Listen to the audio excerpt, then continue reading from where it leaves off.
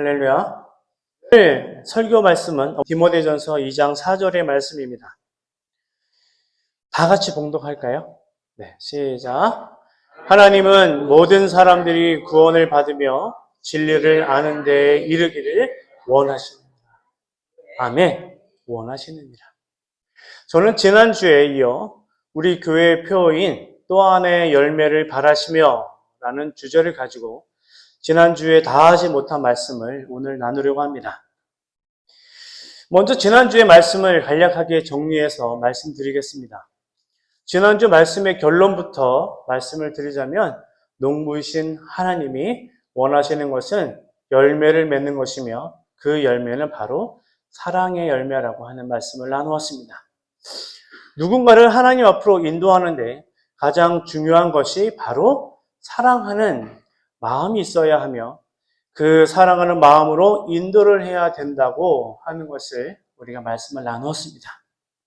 그리고 자신의 사람들부터 사랑하는 남편, 사랑하는 아내, 그리고 자녀, 형제, 이웃, 그리고 우리 교우들부터 먼저 사랑해야 한다고 말씀드렸고 그 사랑으로 사랑의 열매를 맺어야 한다고 말씀드렸습니다. 그리고 오늘 본문 말씀인 디모데전서 2장 4절의 말씀을 나누는 데 있어서 바탕이 되는 말씀은 바로 사랑이며 그 사랑이 완성될 때 또 하나의 열매를 바라시며인 우리 교회 표어가 완성될 수 있습니다.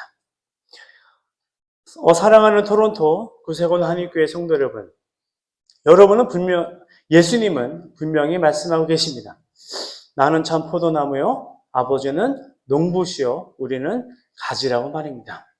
그리고 꼭 참 포도나무에 붙어 있어야 한다고 말씀하고 계시며 참 포도나무에 붙어 있어야 하는 이유는 그래야 좋은 열매를 맺을 수 있기 때문이라고 말씀하고 계십니다. 골로새서 1장 6절을 보면 열매라는 의미를 조금 더 설명하고 있고 예수님이 원하시는 부분을 조금 더 이해할 수 있습니다. 1장 6절의 말씀입니다. 다 같이 봉독하겠습니다. 이 복음이 이미 너희에게 이름에 너희가 듣고 참으로 하나님의 은혜를 깨달은 날부터 너희 중에서와 같이 또한 온 천하에서도 열매를 맺어 자라는도다. 아멘. 이것은 하나님과 하나님의 양자된 자녀가 누구인지에 대한 새로운 이해만 아니라 믿음과 소망과 사랑을 실천하는 새 피조물을 만들어낸다는 것입니다. 그러니까 이 열매라는 단어의 성경에서 쓰임은 바로 우리는 하나님의 자녀로서 구원을 받아야 하는 존재라는 의미를 가장 많이 쓰이고 있습니다. 그러니까 열매를 맺어야 하는 가장 큰 이유는 우리는 구원을 받아야 하는 존재라고 하는 것에 있다는 겁니다. 성경에서는 열매란 단어가 참 많이 나옵니다. 무려 134번이나 나옵니다. 참 많이 나오는 단어입니다. 물론 사랑이나 믿음보다는 적은 단어 숫자가 나오지만 사랑, 믿음만큼이나 중요한 단어임에는 틀림이 없습니다. 열매를 맺는다는 것은 우리는 구원을 받아야 하는데 여기 모인 우리가 전부가 아니라 온 천하 만민이 구원을 받아야 한다는 말씀이고 먼저 열매를 맺은 우리를 통해 온 세상 사람들이 열매를 맺어 자라게 해야 한다는 말씀입니다. 열매를 자라게 해서 그 열매가 구원을 받으면 진리를 알기를 원하신다고 하나님께서 말씀하고 계시는 말씀이 오늘 본문 말씀입니다. 골로새서 1장 6절에서는 열매를 맺어 자라는도다 라고 말씀하고 있습니다. 이 열매를 맺어라는 말을 헬라어 원어로 보면 그 뜻에 이런 뜻이 숨어 있습니다. 바로 열매를 맺다라는 뜻에는 바로 출산하다, 낳다라는 뜻을 가지고 있음을 볼 수 있습니다. 이처럼 우리 예수님은 우리들에게 열매를 맺어서 낳으라고 말씀하시고 자라게 하라고 말씀하십니다. 누군가를 인도해야 되겠다고 전도해야 되겠다고 마음에 그 사람을 품으면 품는 것으로 끝나는 것이 아니라 낳아야 한다는 말씀입니다. 아이를 잉태해서 세상 밖으로 낳는 데 걸리는 시간은 10달입니다. 결코 적은 시간이 아닙니다. 그 10달 동안 엄마 아빠는 아이만을 위해 최선을 다하고 좋은 것을 먹이려고 하고 아이에게 안 좋은 것은 삼가며 좋은 것만 들려주려고 하고 어떻게든 스트레스를 덜 받으려고 합니다. 그러니까 내 아이를 출산하는데도 10달이라는 시간이 걸리는데 나와 상관없는 사람을 마음으로 품어 주님 앞으로 출산하는데 10달, 아니 그 이상의 시간이 걸릴 수도 있다라는 것 아니겠습니까? 그렇기 때문에 오랜 시간이 걸려도 사랑으로 기도하는 마음으로 마음에 품고 하나님 앞으로 인도해야 하는 겁니다. 그래야 열매를 맺을 수 있고 그 열매가 구원받는 존재로 이르게 되는 것입니다. 그리고 그 다음으로 우리가 말씀에서 생각해 보아야 하는 것은 바로 왜라는 질문을 던져야 합니다. 이처럼 하나님은 왜 모든 사람들이 구원을 받기를 원하실까? 라고 하는 질문입니다. 저는 이 질문의 답을 바로 하나님께서 인간을 창조하신 창조 목적에서 답을 찾을 수 있었습니다. 이사야 43장 21절을 보겠습니다. 다 같이 봉독합니다. 이 백성은 내가 나를 위하여 지었나니 나의 찬송을 부르게 하려 함이니라. 아멘. 그렇습니다. 바로 하나님께 영광을 돌리기 위한 존재로 인간들을 창조하셨다는 겁니다.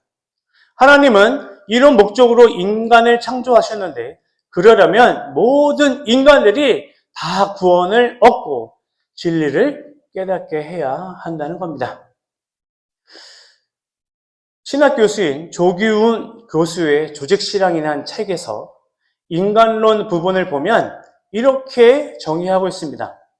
인간은 하나님으로부터 지음받은 존재이며 사명적인 존재로 창조되었다고 정의하고 있습니다. 창세기 1장 28절을 보면 하나님이 그들에게 복을 주시고 그들에게 이르시되 생육하고 번성하여 땅에 충만하라. 땅을 정복하라. 바다의 고기와 공중의 새와 땅에 움직이는 모든 생물을 다스리라 하셨고 마태복음 28장 19절에는 그러므로 너희는 가서 모든 족속으로 제자를 삼아 아버지와 아들과 성령의 이름으로 세례를 주고 또 마태복음 16장 15절에는 또 가라사대 너희는 온 천하에 다니며 만민에게 복음을 전파하라 고 말씀하고 있습니다.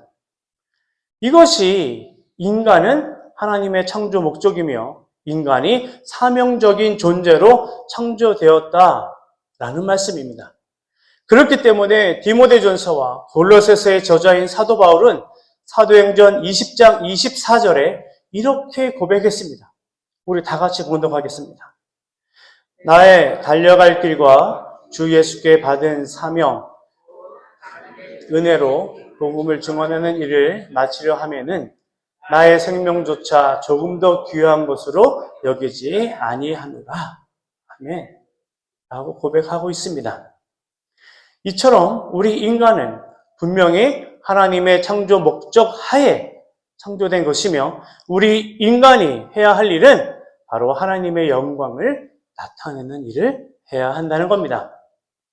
그것이 바로 앞으로 우리의 생이 다하는 날까지 우리 교회의 표요인 그리고 목표인 또 하나의 열매를 바라시며입니다.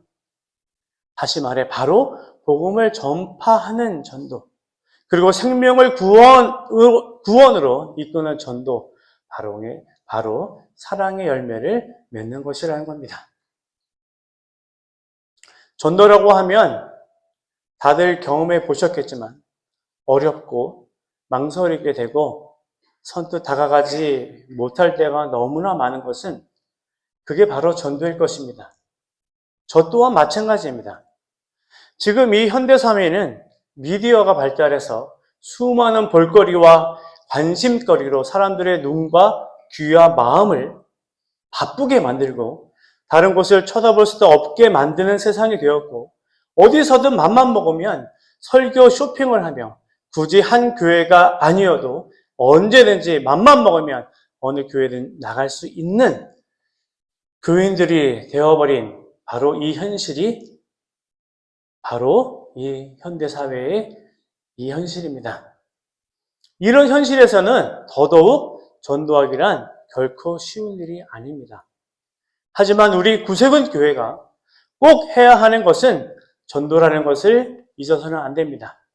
우리 구세군 교회 안에는 마음은 하나님께, 두 손은 이웃에게라는 실천의 모토가 있고 주님의 사랑이 있고 서로 격려하며 의지하며 서로 안아주고 보듬어주는 주님의 사랑을 실천하는 주님의 귀한 자녀들로 가득 차 있고, 또 푸드뱅크를 통해 우리 이웃들에게 말로만 아니 사랑을 실천하고 사랑을 나눠주는 구세군 교회가 바로 우리 교회이니까요.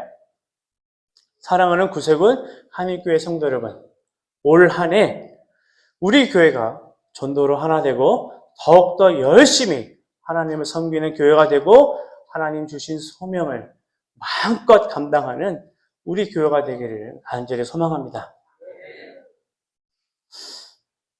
그렇게 해야 정말 좋은 전도, 은혜의 전도, 사랑의 열매를 맺는 것이 될 것입니다. 그럼 어떻게 해야 정말 좋은 은혜의 사랑의 전도를 할 수 있을까요? 오늘 본장 1절을 보면 이렇게 되어 있습니다. 그러므로 내가 첫째로 권하노니 모든 사람을 위하여 간구와 기도와 도구와 감사를 하되 라고 말씀하고 있습니다. 자, 이 말씀을 우리가 매일 아침에 묵상하는 쉬운 성경으로 다시 보면 이렇게 되어 있습니다. 다 같이 공독하겠습니다. 그러므로 그대에게 당부합니다. 무엇보다도 먼저 모든 사람을 위해 간구와 기도와 중보기도와 감사를 하나님께 드리십시오. 이처럼 전도는 정성이 있어야 하며 인내가 있어야 하며 우리 모두가 합력하여 기도해야 한다는 겁니다. 자, 그럼 어떤 마음과 어떤 자세로 그들에게 다가가야 하는 걸까요? 저는 3가지로 말씀을 나누겠습니다.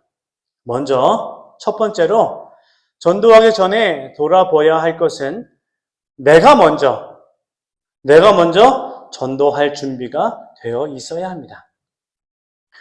전도할 준비가 되어야 한다는 것은 바로 내가 하나님 앞에 바로 서 있어야 된다는 겁니다. 하나님 앞에 내가 진실되게 서지 못한 자라면 전도하기는 거의 불가능합니다. 이 말은 자신이 진실을 말하고 진실을 전달하려고 해도 듣는 사람이 그 사람의 말이 진실로 들리지 않으면 그것은 진실을 전하려고 하는 사람의 잘못이다 라는 말입니다. 그러니까 진실을 듣는 자의 잘못이 아니라 진실을 전하려고 하는 자의 잘못이다 라는 말입니다. 다시 말하면 진실을 말하고자 하는 전도자의 행동이나 생활이나 말은 언제나 바르며 진실되어야 된다는 말입니다. 그저 교회를 먼저 다녔다고, 하나님을 먼저 믿었다고 하면서 생활이나 행동이나 말은 전혀 교회와, 아니 하나님과 상관없는 사람처럼 말하면서 멀리하면서 다른 사람을 전도한다는 말은 누구나가 봐도 이치가 맞지 않을 뿐더러 그런 모습을 보고 있는 사람도 교회를 나가야 되겠다는 생각이 전혀 들지 않을 것입니다. 그렇기 때문에 전도를 하고자 하는 사람이 하나님 앞에 올바로 서야 되는 것입니다. 만약에 제가 지금 한 이 얘기가 이해 못 되신다면 그분은 전도를 하면 안 됩니다.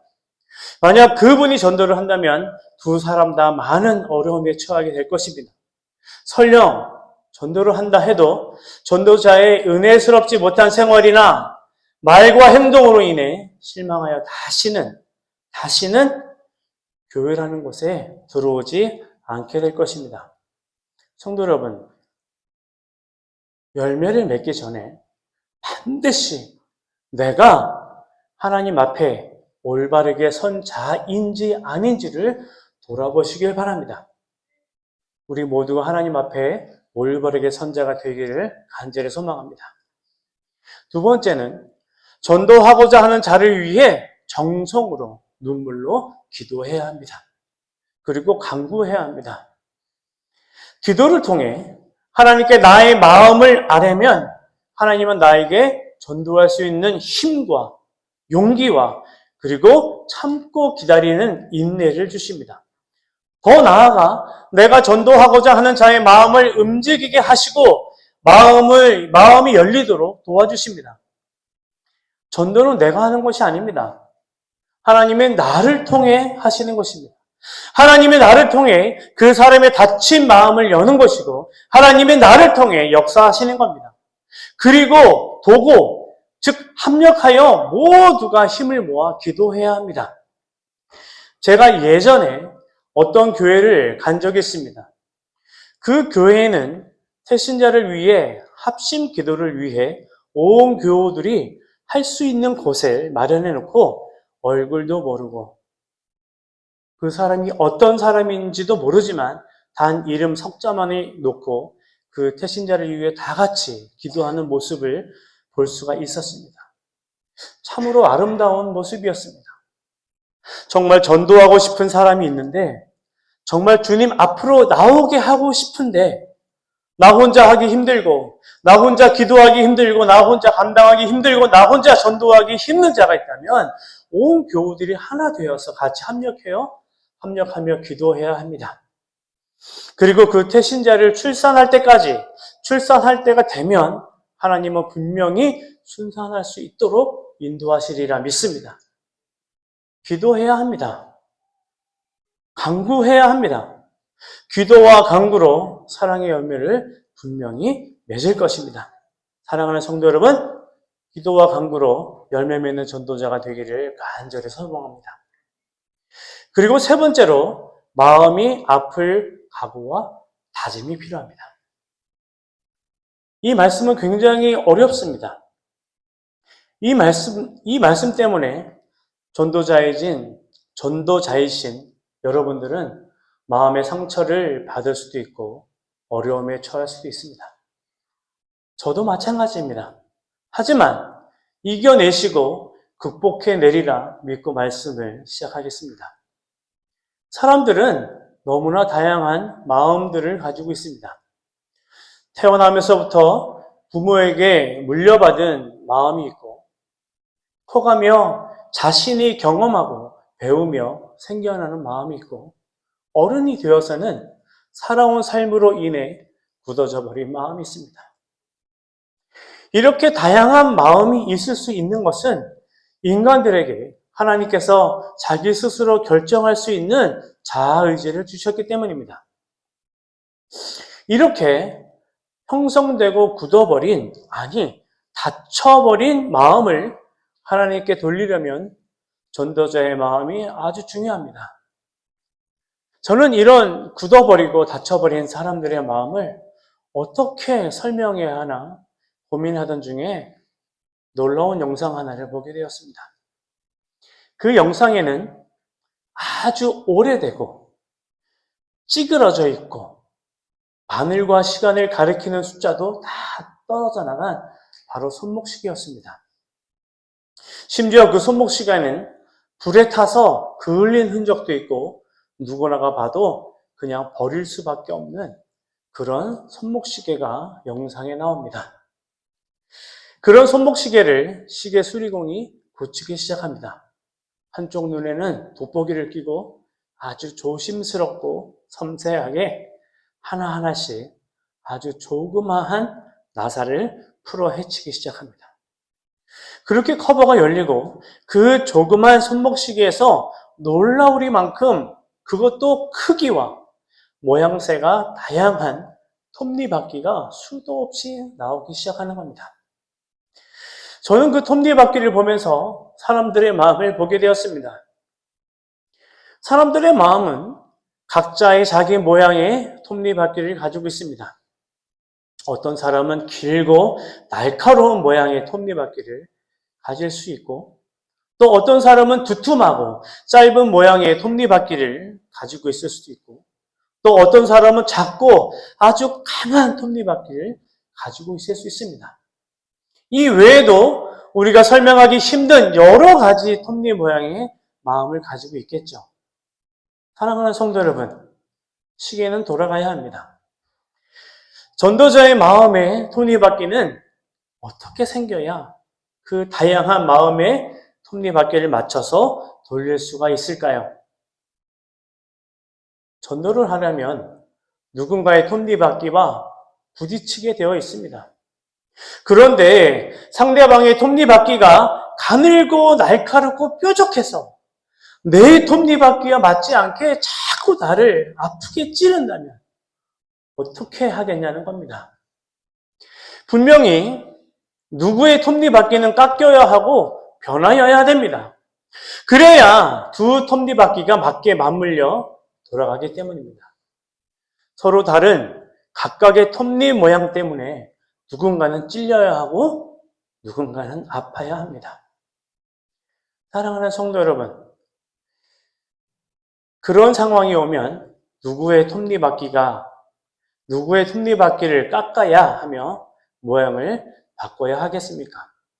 분명한 것은 누군가의 톱니바퀴는 깎여야 하고 모양이 바뀌어야 하며 그 아픔을 감당해야 하는 것입니다. 생각하는 것보다 더 아프고 더 고통스러울 수 있습니다. 여러분, 누구의 톱니바퀴가 변하여야 할까요? 그 누군가는 바로 여러분이어야 되며, 그 누군가는 우리 믿는 자들이 되어야 하며, 우리 믿는 자들의 톱니바퀴가 바뀌어야 합니다.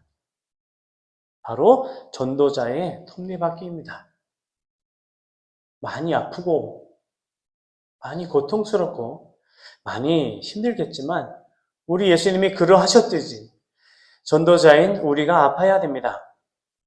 전도의 대상자가 아파하며 전도자의 톱니바퀴를 맞추려고 하는 것은 더더욱 힘들고 어렵기 때문에 그렇게 하려고 또 하지도 않기 때문입니다.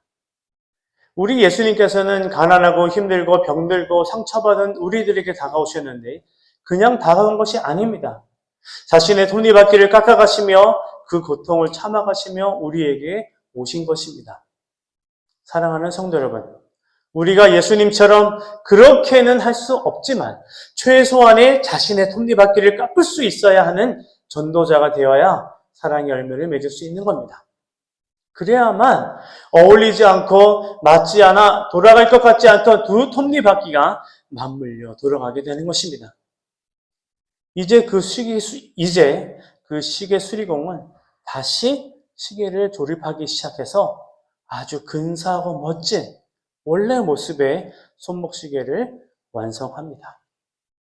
이것이 제가 본 영상의 끝입니다. 우리의 하나님은 이런 하나님이신가 봅니다. 사랑하는 토론토 구세군 한일교회 성도 여러분,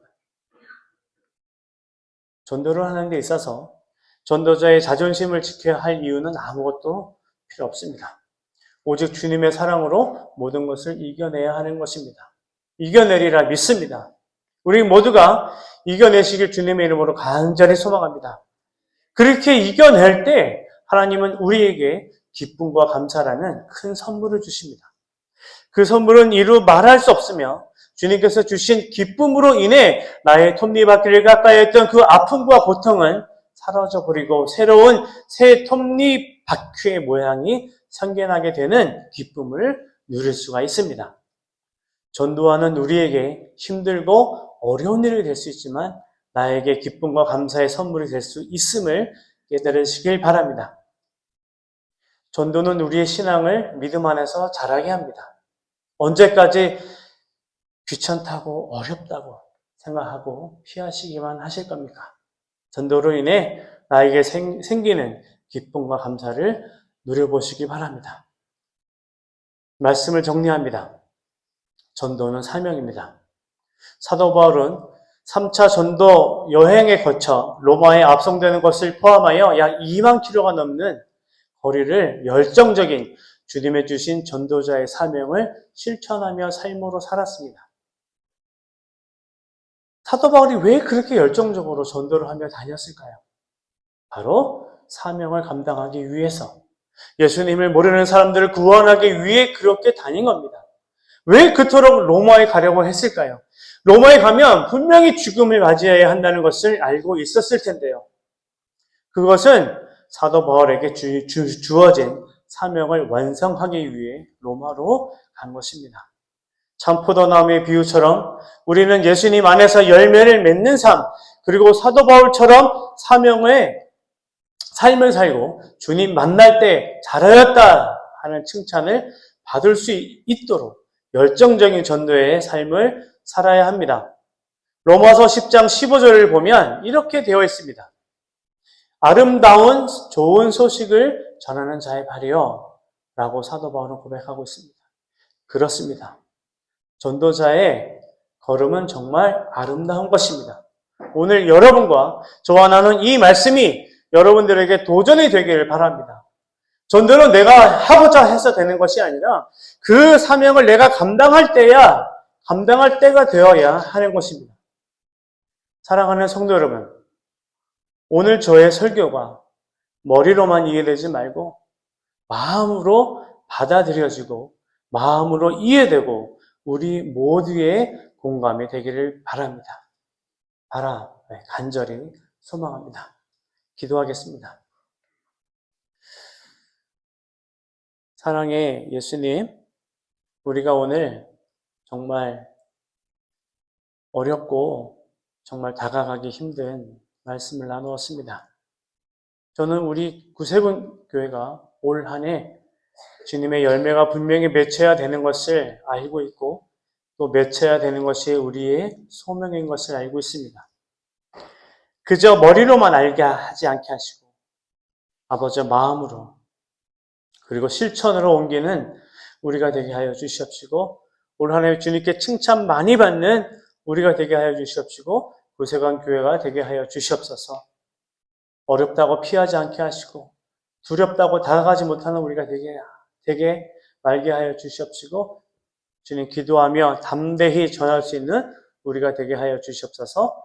함께할 줄 믿사오며 사랑 많으신 예수님의 이름으로 간절히 기도합나이다. 아멘. 우리를 구원으로 이끄시는 예수님의 은혜와 구원의 주를 우리에게 보내신 하나님의 무한하신 사랑과 우리를 하나 되게 하시는 성령님의 역사하심이 오늘 하나님의 군사가 되신 두 분과 이를 함께 증거하는 구세군 한인 영문의 모든 분과 또 우리 구세군 한인 교회에 지금부터 은혜롭게 하나 되게 강하게 역사하시기를 축원하옵나이다. 아멘.